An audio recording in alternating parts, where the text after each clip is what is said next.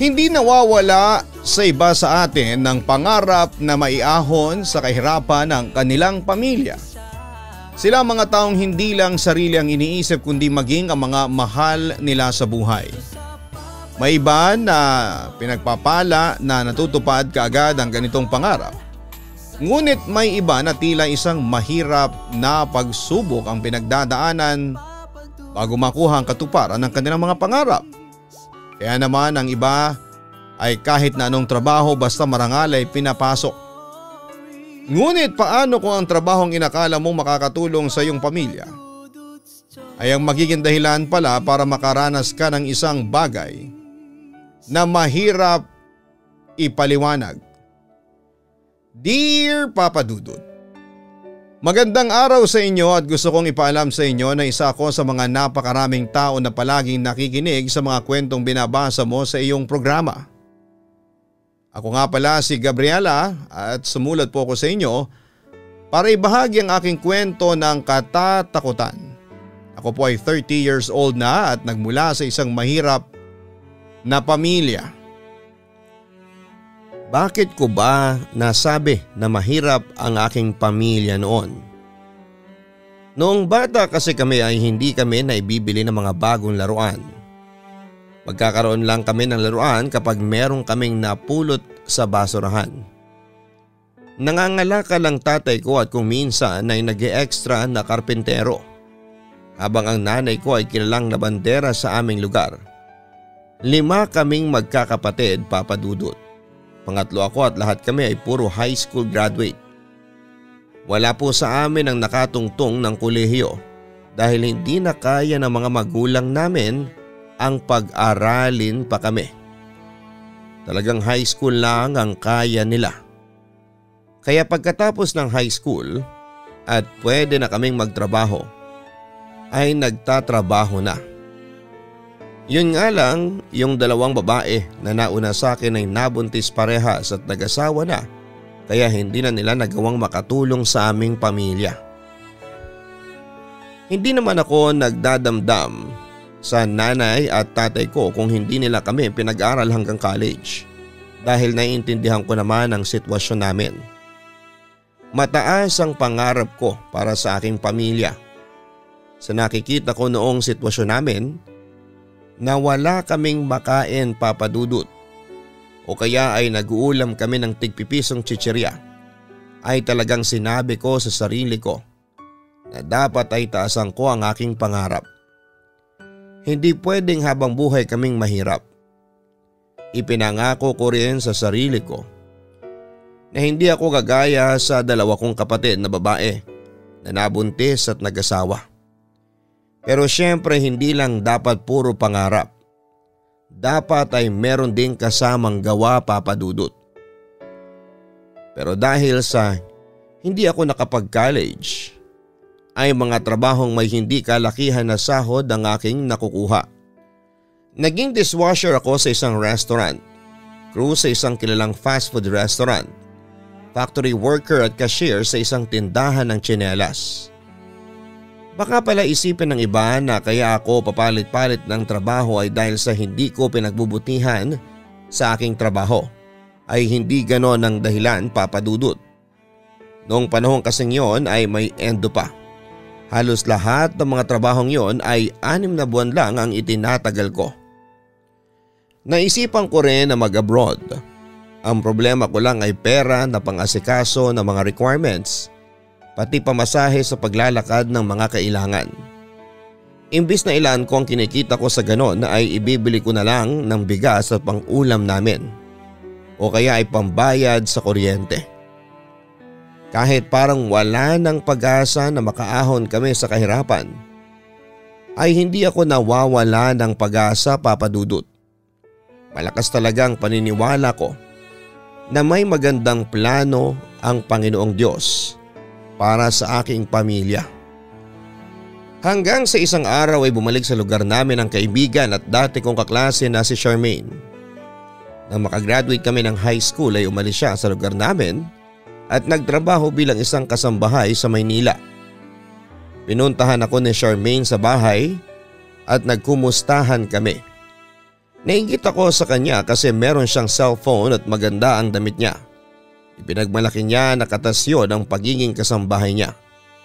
Mabait at malaki daw kasi ang pasahod ng amo niya. Ikaw ba, ano bang trabaho mo ngayon dito sa atin? Tanong ni Charmaine sa akin. Sa ngayon wala, kakaendo ko lang sa dati kong trabaho. Maghahanap ulit, tumutulong din muna ako kay nanay sa paglalaban niya. Tugon ko. Ano kaya kung sumama ka sa akin sa pagbabalik sa Maynila? Tamang-tama. Yung isang pamilya doon sa subdivision kung saan nakatira yung amo ko ay naghahanap ng kasambahay. Kakilala yun ng amo ko kaya pwede kitang ilakad. Ang sabi pa ni Charmaine. Mayayaman daw ang nakatira sa subdivision na yon ayon kay Charmaine. Kaya sigurado siya na kagaya niya ay malaki din ang magiging sahod ko. Hinimok niya ako ng husto na maging kasambahay. Gusto ko naman pero ang inaalala ko ay ang pamilya na aking iiwanan. Kaya hiningi ko muna ang opinyon ng mga magulang ko. Pumayag naman sina nanay at tatay at baka raw wala sa lugar namin ang swerte ko at baka nasa Maynila. Ganon daw talaga kung minsan. Kailangan lumayo at magsakripisyo kung nais talagang makatulong sa pamilya. Naisip ko na magandang ideya nga siguro ang maging kasambahay ako. Kahit pansamantala lang. At least doon ay walang endo. Hanggat okay ang serbisyo ko ay hindi naman siguro ako tatanggalin ng magiging amo ko. Ang naging plano ko ay gagawin kong stepping stone ng pagiging kasambahay. Mag-iipon ako ng pera para magkaroon ako ng pang-asikaso papunta sa abroad. Sa araw din na yon ay sinabi ko kay Charmaine na payag na ako. Agad niyang tinawagan ang amo niya para maikonekta siya doon sa pamilya na naghahanap ng kasambahay. Naging mabilis ang lahat ng pangyayari. Nakausap ko sa cellphone ni Charmaine yung naghahanap ng kasambahay. All around ang trabaho kasama na ang pag-aalaga ng isang 3 years old na batang babae. Nalula ako sa laki ng sasahurin ko kada buwan at pati na mga benefits na kasama. Tinanggap ko na kagad ang trabaho. Ang pakiramdam ko ay talagang kailangan ng pamilyang yon ng kasambahay dahil nabanggit ng kausap ko na umalis nang walang paalam yung dati nilang kasambahay. Kaya kahit na hindi pa ako nakikita ay tinanggap na ako. Tiwala naman daw sila sa akin dahil kilala ako ni Charmaine. Kasama na ako ni Charmaine papunta sa Maynila nang umalis siya. Nagkaiyakan pa kami ni nanay kasi yon ang unang beses na malalayo ako sa kanila ng ganon. Pero sabi nga niya kailangang magsakripisyo. Feeling ko rin kasi ay walang mangyayari sa akin at sa pamilya ko kung mananatili ako sa lugar namin, Papa Dudut. Halos lahat ng bahay sa subdivision kung saan ako magtatrabaho ay malalaki. Talagang napatunayan ko na totoo ang sinasabi ni Charmaine na puro mayayaman ang nakatira doon. Dinala ko ni Charmaine sa bahay kung saan ako magiging kasambahay. Kumpara sa mga bahay na naroon ay hindi gaanong kalaki ang bahay nila. 2 palapag na may 3 kwarto sa itaas. Ngunit pabor yun sa akin dahil hindi masyadong malaki ang aking lilinisan. Lalo na at ako lang ang mag-isang kasambahay doon. Iniwanan na ako ni Charmaine sa sala ay nakilala ko ang mag-asawa na magiging amo ko. Si Ma'am Alicia at si Sir Mike. Kasama din nila ang anak nilang si Maya. Hindi nila totoong pangalan ang ginamit ko, Papa Dudut. In-interview nila ako sandali. Nagtanong sila ng mga personal details ko at kung may experience na ako sa pagiging kasambahay at pag-aalaga ng bata. Ang sabi ko ay wala pa. Pero maalam ako sa mga gawaing bahay at pagluluto. Tungkol naman sa pag-aalaga ng bata ay sinabi ko na matyaga ako. Dahil ako nag-aalaga kung minsan ng pamangkin ko at ng mga nakababata kong kapatid. Naramdaman kong mababait ang mga magiging amo ko. Pareha silang nagtatrabaho. Si Ma'am Alicia ay sa bangko habang si Sir Mike ay doktor sa isang private hospital. Hindi pa sila ganong katanda. Pareha silang nasa late 30s ng panahon na yon at medyo late na rin silang nagkaroon ng anak. Hindi na ako nag-usisa pa kung nasa ganong edad na sila ay 3 years old pa lamang ang anak nila at nag-iisa pa. Baka isipin nila na masyado akong pakialamera sa buhay nila. Si Ma'am Alicia ang nagdala sa akin sa kwarto na aking tutulugan. May pinto sa ilalim ng hagdanan at yun ang pinto ng maid's quarter. May isang single bed na may kutsyon. May maliit na TV, electric fan at aircon. May cabinet din na lagayan ng mga gamit. Siguro naman ay okay na ito sa iyo, no? Nakangiting tanong ni Ma'am Alicia. Naku ma'am, okay na po ito. Sa amin nga ay wala akong sariling kwarto. Para na akong prinsesa nito kasi may kutsyon at aircon. Natutuwa kong tugon. Basta kung may kailangan ka pa ay huwag kang mahihiyang magsabi sa amin ng sermo ha. Sige na't ayusin mo na mga gamit mo at pagkatapos ay mag-usap ulit tayo para masabi ko sa iyo ng detalyado ang mga kailangan mong gawin sa bahay na ito. Ang sabi ni Ma'am Alicia. Nang iwanan na niya ako sa maid's quarter ay inayos ko na mga damit ko sa cabinet na naroon. Hindi ako makapaniwala na simula sa araw na yon ay kwarto ko na yon. Para kasi sa akin ay sobrang ayos na noon kung ikukumpara sa tinutulugan namin sa aming bahay. Ang hindi ko nga lang may paliwanag ay kung bakit parang biglang bumigat ang pakiramdam ko nang pumasok ako sa kwartong yon. Yung parang bigla ako nanghina. Inisip ko na baka dahil yon sa pagod ako sa biyahe. Pagkatapos kong magayos ay lumabas na ako ng kwarto at sinabi na ni Ma'am Alicia sa akin na mga dapat kong gawin. Sinabi niya kung kailan ako maglalaba, kung anong oras ako magluluto. Pinahiram din niya ako ng cellphone para kapag may tanong ako at wala sila ni Sir sa bahay ay pwede ko silang tawagan o kaya i-text. Pinagpahinga lang nila ako ng araw na yon at kinabukasan ay nagsimula na akong magtrabaho. Pagkagising ko ay nagluto ako ng almusal. Pagkaalis nila Ma'am at Sir ay naghugas na ako ng pinagkainan. Naglinis ng saglit at tinutukan ko na ang anak nila na si Maya. Hindi mahirap alagaan si Maya, Papa Dudut. Mabait siyang bata.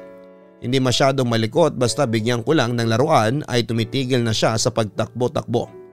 Hindi rin siya maldita na kagaya ng ibang bata na nananakit. Malambing na bata si Maya at nakuha ko kaagad ang loob niya. Sa unang araw na magkasama kami ay niyayakap at kinikis niya ako. Nang dumating si Ma'am Alicia ng gabi ay natuwa siya kasi nakasundo ko na raw kaagad si Maya. Yung dati raw nilang kasambahay ay hindi nakasundo ng anak niya. Tapos may hinala pa sila na sinasaktan si Maya. Kaya kahit papaano ay natuwa sila nang yun na ang kusang umalis. Nahihiya daw kasi sila na magpaalis ng kasambahay. Habang naghahain ako ng pagkain para sa dinner, ay inaya ko ni Ma'am Alicia na sumabay na sa pagkain sa kanya. Talagang sinasabay niya raw ang kasambahay sa pagkain kahit nandun ang asawa niya. Para raw sa kanya ay miyembro na ako ng pamilya nila. Kahit medyo nahihiya ako ay sumabay na ako sa pagkain kay Ma'am Alicia. Napasin ko na makwento si Ma'am Alicia. Naikwento niya kasi sa akin kung paano sila nagkakilala ni Sir Mike. Aniya ay crush niya dati pa si Sir Mike kaya panayang papansin niya rito. Hindi naman nasayang ang pagpapapansin niya dahil bigla na lang daw nanligaw si Sir Mike sa kanya. Nabanggit pa niya na kahit kasal na sila ay marami pa ring babae ang umaaligid sa asawa niya. Sa totoo lang kasi ay gwapo si Sir Mike, Papa Dudut. Nakadagdag pa ng kagwapuhan niya ang pagiging doktor niya. Ang sabi pa ni Ma'am Alicia ay hindi siya natatakot na ipagpalit siya ni Sir Mike dahil ilang babae na raw ang pilit na nagpapansin dito hanggang sa panahon na yon. Pero kahit isa ay walang pinatulan si Sir Mike. Faithful daw ito sa kanya at lahat naman daw ay ibinibigay at ginagawa niya sa kanyang asawa. Kaya wala nang dahilan para maghanap pa ito ng iba. Dahil sa pagiging makwento ni Ma'am Alicia ay mabilis na gumaan ang loob ko sa kanya. At nasabi ko pa noon na kagaya ni Charmaine ay swerte rin ako dahil mababait ang aking amo. Hindi sa una lang mabait ang mga naging amo ko, Papa Dudut.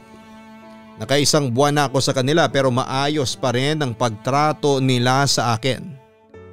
Hindi nila ako itinuring na iba, sobrang saya ko nang matanggap ko ang una kong sahod. May pabonus pa si Ma'am Alicia para meron daw akong pambili ng ibang kailangan ko. Pero lahat ng sahod ko ay ipinadala ko sa aking pamilya. Wala naman akong kailangan pang bilhin dahil lahat ay libre sa bahay na yon. Ang kabaitan nila sa akin ay sinuklian ko ng pagiging masipag at mahusay sa pagsisilbi sa kanila. Hindi ko nga maintindihan sa dati nilang kasambahay kung bakit ito umalis. Kung tutuusin ay swerte na siya. Pero nagpapasalamat pa rin ako sa kanya kasi kung hindi siya umalis ay wala ako sa bahay na yon. Sa tuwing walang pasok ang isa kina Ma'am Alicia at Sir Mike ay isa sa kanila ang nag-aalaga sa kanilang anak. Kapag ganoon ay wala ko halos na ginagawa at hinahayaan nila akong magpahinga sa aking kwarto. Mahigit isang buwan na ako sa bahay na yon at nagtataka ako kung bakit hindi pa rin naaalis ang parang bigat sa pakiramdam kapag nasa maid's quarter ako. Matagal din ako bago makatulog doon kahit naantok na ako. Paputol-putol din ang tulog ko lalo na sa madaling araw. Yung bigla akong magigising ng walang dahilan. Nung una ay iniisip ko na namamahay ako. Pero mahigit isang buwan na ako doon pero ganun pa rin. Tuwing umaga tuloy ay madalas na wala akong energy dahil sa hindi maganda ang tulog ko. Gabriela, napapansin ko na kapag umaga ay parang matamlay ka, may problema ba? May sakit ka ba? Tanong sa akin ni Ma'am Alicia, Papa Dudut. Hindi po kasi ako makatulog ng maayos. Hindi ko nga alam kung bakit. Tugon ko. Try mo kayang uminom ng gatas bago ka matulog. O kaya ay magtatanong ako kay Mike ng okay na gawin para maging maganda ang tulog mo. Mahirap kasi kapag wala kang maayos na tulog kasi affected ang pagtatrabaho mo, ang sabi ni Ma'am Alicia. Nakakahiya naman ma'am, wag na po. Siguro'y medyo natatagalan lang na masanay ako na matulog sa maid's quarter, ang sambit ko. Ayoko nang makabala pa kay Sir Mike kaya tinanggihan ko na ang sinasabi ni Ma'am Alicia. Araw ng Sabado noon, Papa Dudut. Walang pasok si Ma'am Alicia kaya siya ang nagbabantay kay Maya. Pagkatapos ng lunch ay bigla akong nakaramdam ng antok kaya nagpaalam ako kay Ma'am Alicia na iidlip muna ako.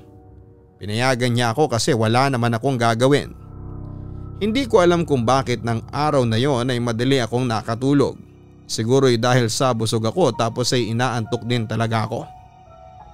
Siguro ay ilang minuto pa lamang akong tulog nang may maramdaman akong humahaplo sa aking mukha. Akala ko ay ginapangan ako ng ipis pero paulit-ulit yung paghaplos. Pagbukas ko ng aking mata may nakita akong babae na nakatayo sa gilid ng aking higaan. Nakaangat ang isa niyang kamay na parang hahawakan niya ang aking mukha. Wala siyang mukha, Papa Dudut. Isa pa'y nanlabo ang paningin ko nang nakita ko siya kahit na wala akong problema sa mata. Napasigaw ako sa sobrang takot at napatakbo palabas ng maid's quarter. Nagtataka si Ma'am Alicia kung bakit ako takot na takot. Nanginginig kong sinabi sa kanya na may nakita akong babae sa kwarto ko at hinahaplos pa ang mukha ko. Yan kasi, natutulog ka ng busog. Baka binangungot ka lang. Uminom ka ng tubig para mahimasmasan ka. Namumutla ka ang sabi ni Ma'am Alicia. Pero ma'am, gising ako nang nakita ko yung babae. Hindi kaya may maligno o kaya may multo rito sa bahay ninyo? Natatakot kong turan. Imposible ang sinasabi mo, Gabriela. Walang ganon dito sa bahay namin. Matagal na kaming nakatira dito kaya sa akin ka maniwala. And besides, hindi totoo ang multo at maligno.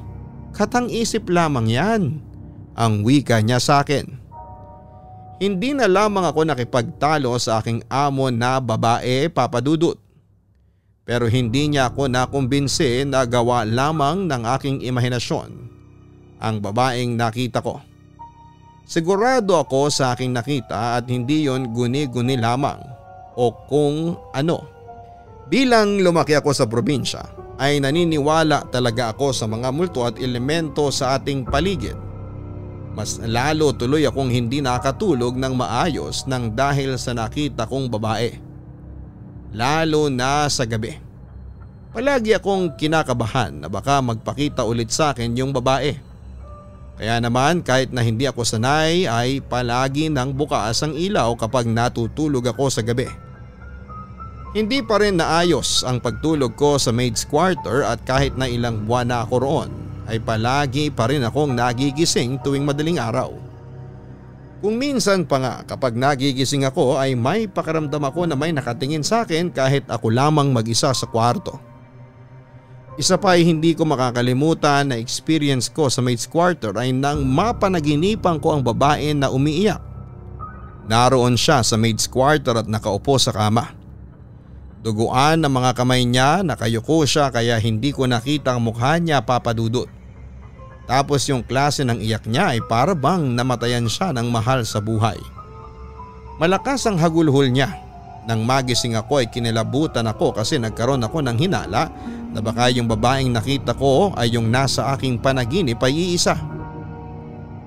May mga pagkakataon na parang gusto ko nang umalis sa bahay na yon at maghanap ng ibang pagtatrabahuhan.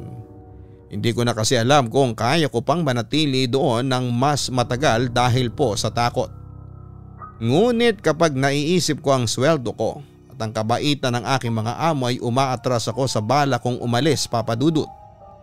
Kailangan ko rin kasi talaga ang trabaho na yon para sa aking pangarap. Kaya naman nilakasan ko na lamang ang aking loob at inisip na hindi totoo ang aking mga nakikita at nararamdaman sa maid's quarter.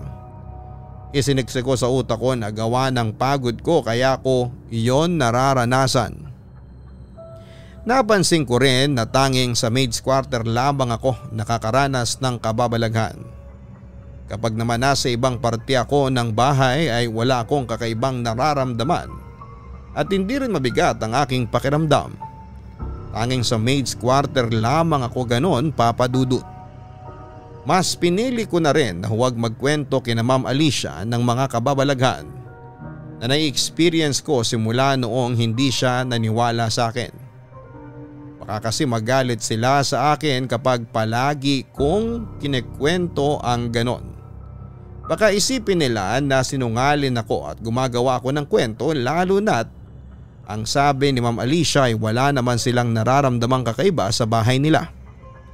Nang inisip ko na hindi totoo ang babaeng nasa maid's quarter ay saka naman doon tumindi ang mga pagpaparamdam sa akin.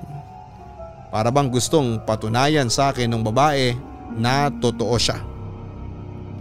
Isang gabi kami lang ni Maya ang nasa bahay. Nag-date kasi sina Ma'am at si Sir dahil sa wedding anniversary nila. Nagaya si Maya na manood ng TV pero ang gusto ng bata ay sa maid's quarter kami manood dahil natutuwa yata siya sa maliit na TV doon.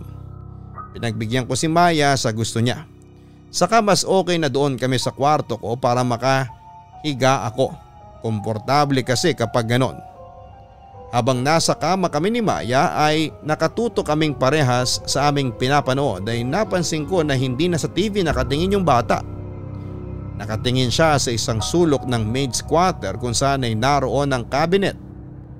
Hindi ko yon pinapansin noong una pero nang talagang matagal na siyang nakatingin sa parte na yun ng kwarto ay nagkaroon na ako ng pagtataka, Papa Dudut. Maya? Anong tinitingnan mo? Yung cabinet ba?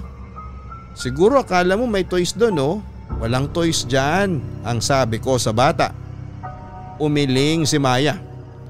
Itinuro niya yung cabinet at tinatanong niya ako kung bakit merong babaeng lumilipad doon. Ang pagkakasabi sa akin ni Maya ay may rope yung babae sa leeg at nakasabit daw. Iminuwestra pa niya sa akin na nakalawit yung dila ng babae. Nagtaasan ang balahibo ko sa braso sa sobrang kilabot sa sinabi ng bata. Naniniwala kasi ako na hindi marunong magsinungaling ang bata at nanlamig talaga ako. Ang tingin ko kasi ay may nakikita talaga si Maya. Naniniwala ako na hindi yon dahil sa imagination lang ng bata. Sa takot ko ay binuhat ko si Maya at lumabas kami ng maid's quarter. Sinabi ko na lamang sa kanya na nasira na yung TV kaya sa sala na lamang kami manonood. Mabutit hindi nagtanong pa si Maya sa akin tungkol doon sa babae. Ayoko na rin itanong pa kung ano ang itsura ng babaeng nakita niya dahil baka mas lalo akong matakot, Papa Dudut. Panayang dasal ko noon na sana ay dumating na si Ma'am Alicia. Takot na takot talaga ako at baka kung ano pang mangyari sa amin ni Maya, lalo na at dalawa lamang kami sa bahay. Hindi ko kasi alam ang gagawin ko kung sakali na ako naman ang makakita doon sa babae pagkatapos ni Maya. Baka sa sobrang takot ko ay mapatakbo ako palabas ng bahay at maiwanan ko si Maya sa loob ng bahay. Mabuti na lang din at makalipas ang ilang minuto ay dumating na ang aking mga amo. At kahit papaano ay nabawasan ang aking takot. Ang naging problema ko lang ay nang tutulog na ako ng gabing yon.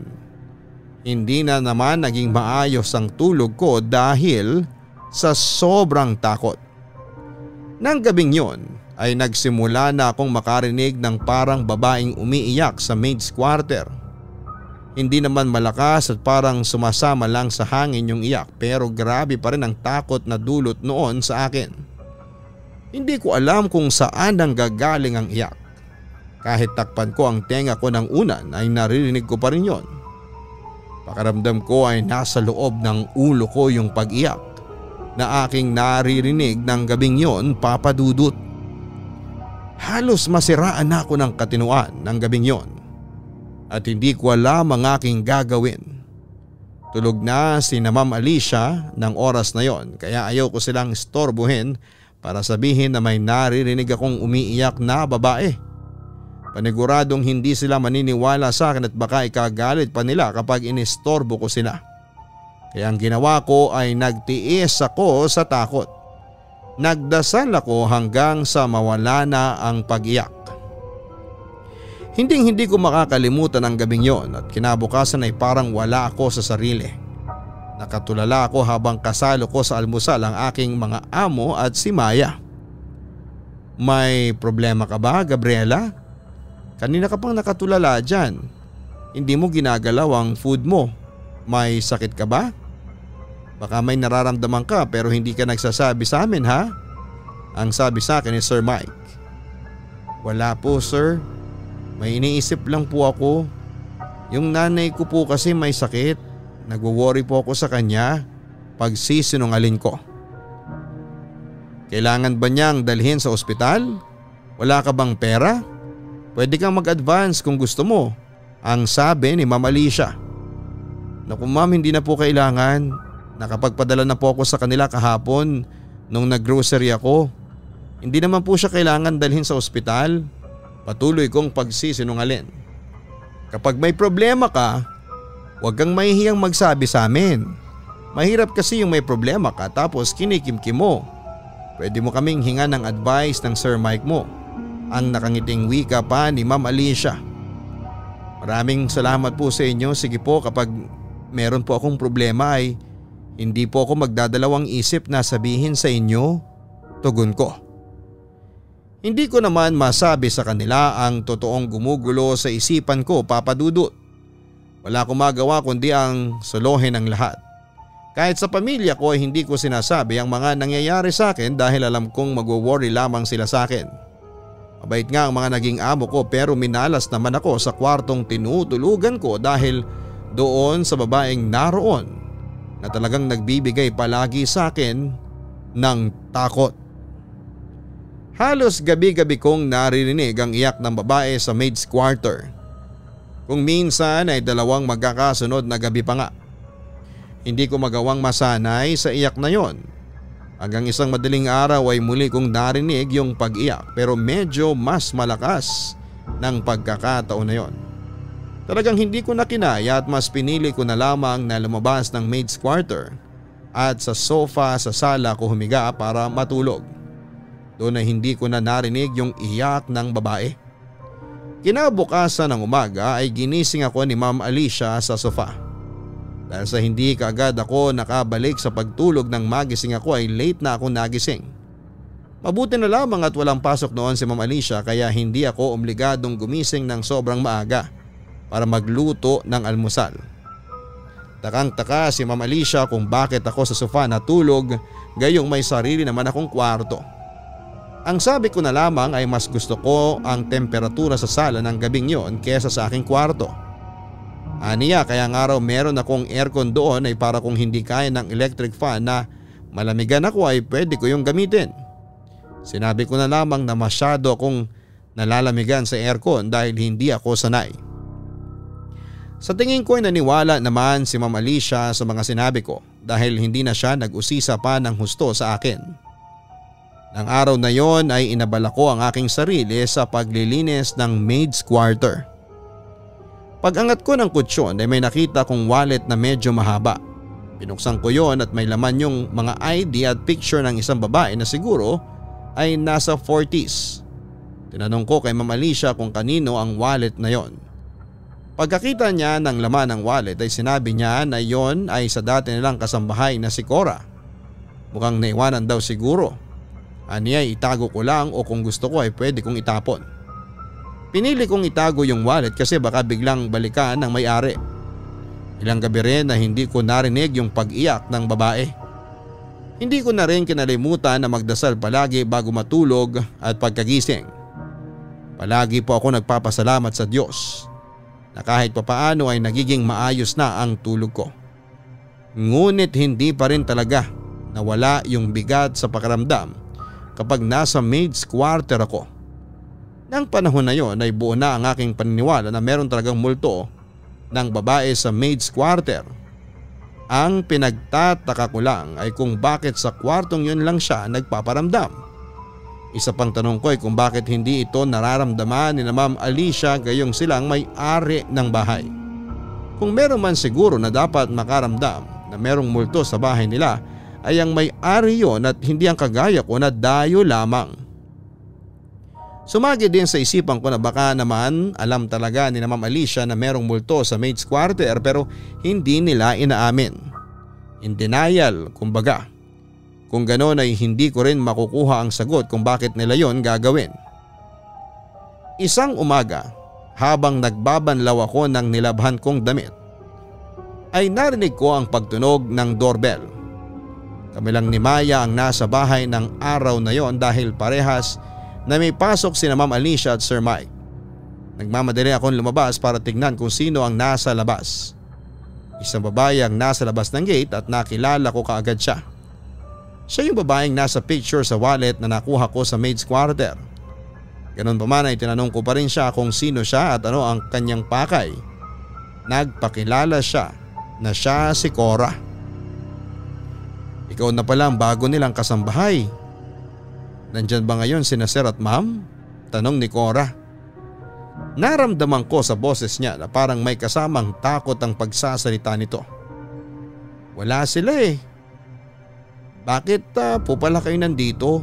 Tanong ko kahit meron na akong hinala na kaya siya naroon ay dahil sa wallet niya.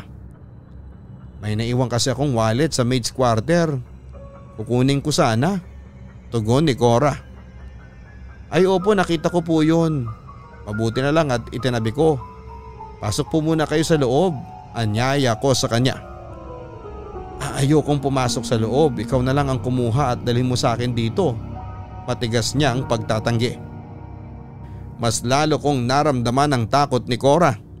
Nagkaroon ako ng hinala na ang takot niyang yon ay baka dahil sa ayaw na niyang pumasok pa sa loob ng bahay kung saan dati siyang nagtatrabaho. Pinilit ko pa si Cora na pumasok upang malaman kung ayaw niya talagang pumasok. Ang sabi ko ay kahit sa sala lamang siya ngunit ayaw niya talaga. Hindi ko na siya pinilit pa matapos niya akong tanggihan sa pangalawang pagkakataon.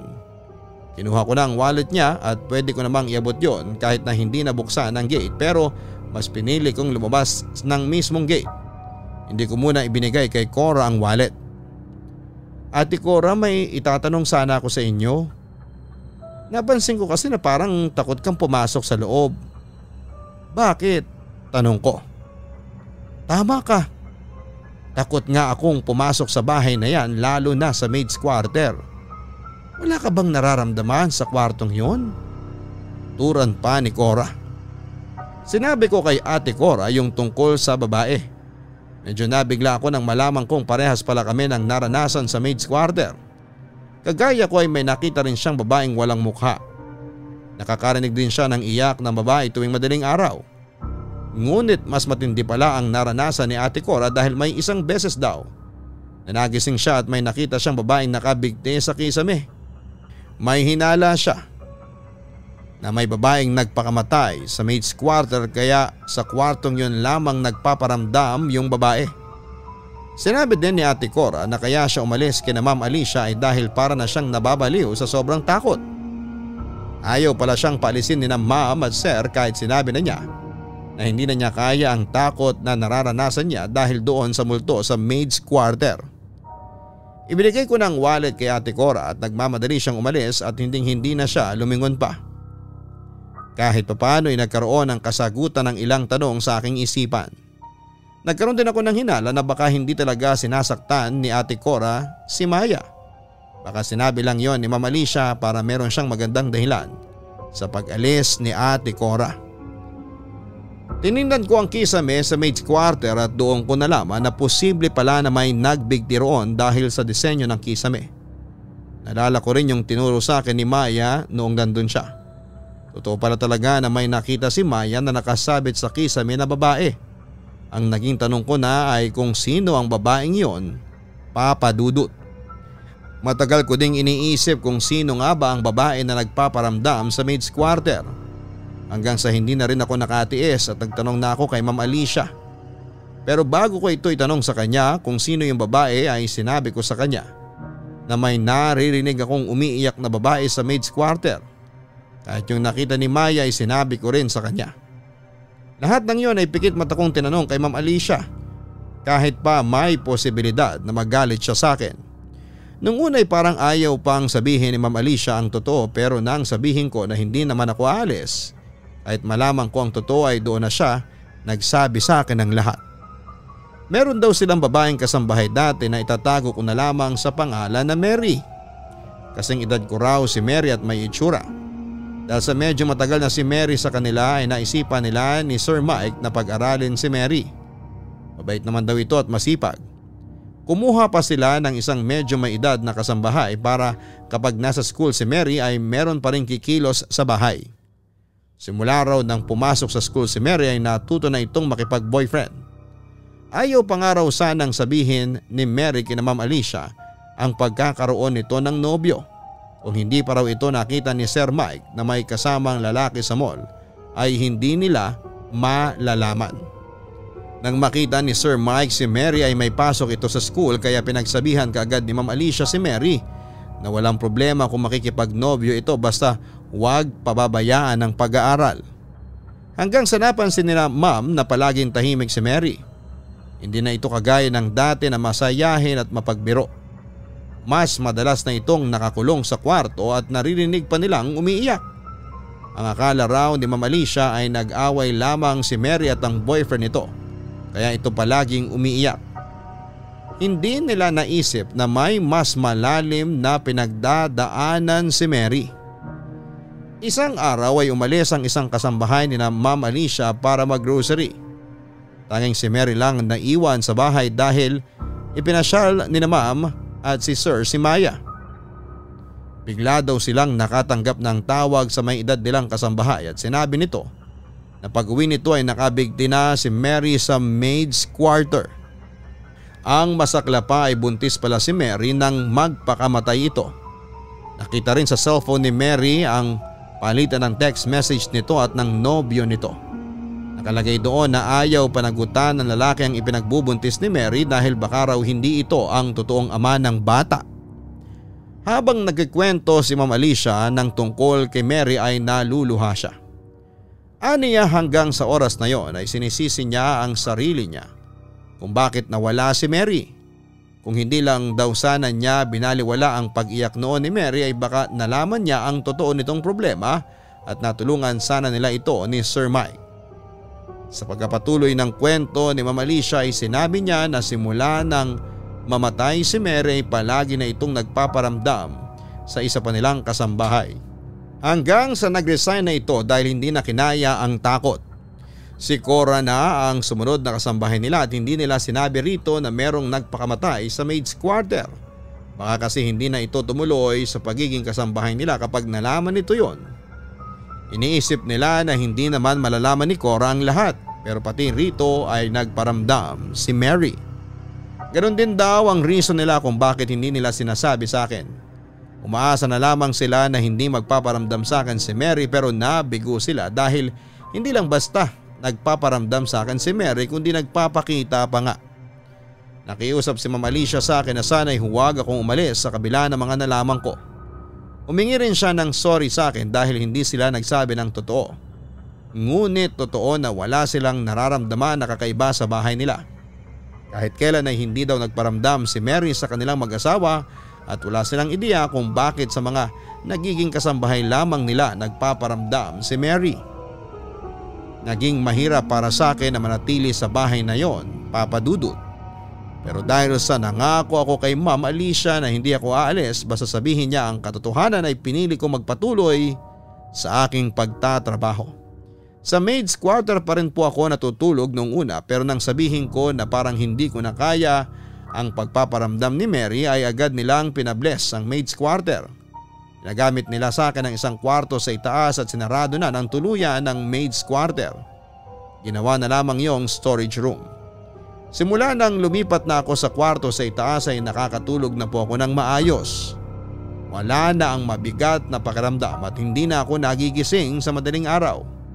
Pero kahit nakasarado na ang dating maid's quarter ay hindi ko pa rin maiwasan ang kilabutan.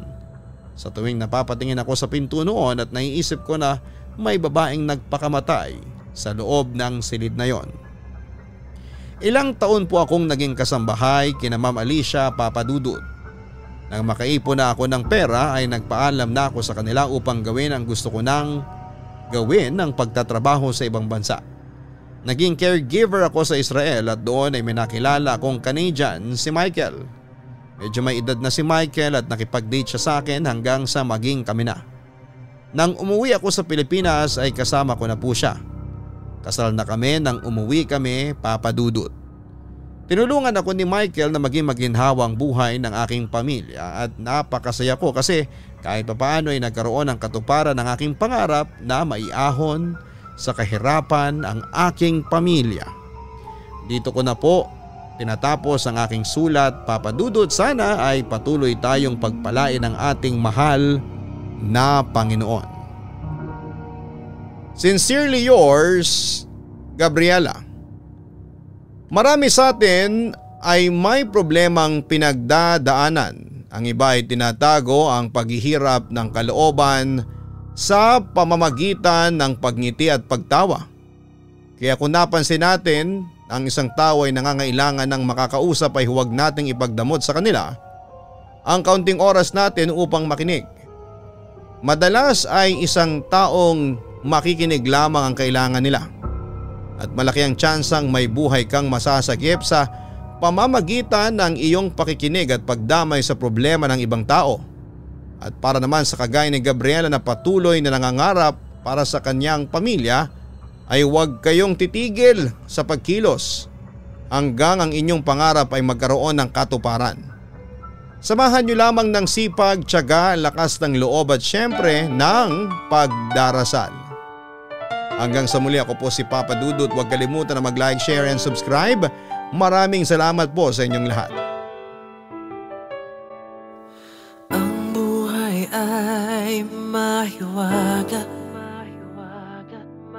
laging may lungkot at saya.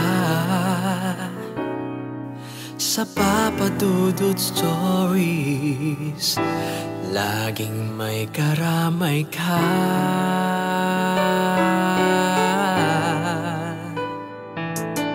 Mga problemang kay bigat, di pakikinggan ka sa Papa Dudut Stories. Kami ay iyong kasama dito sa Papa Dudut Stories. Ikaw ay hindi nag-iisa.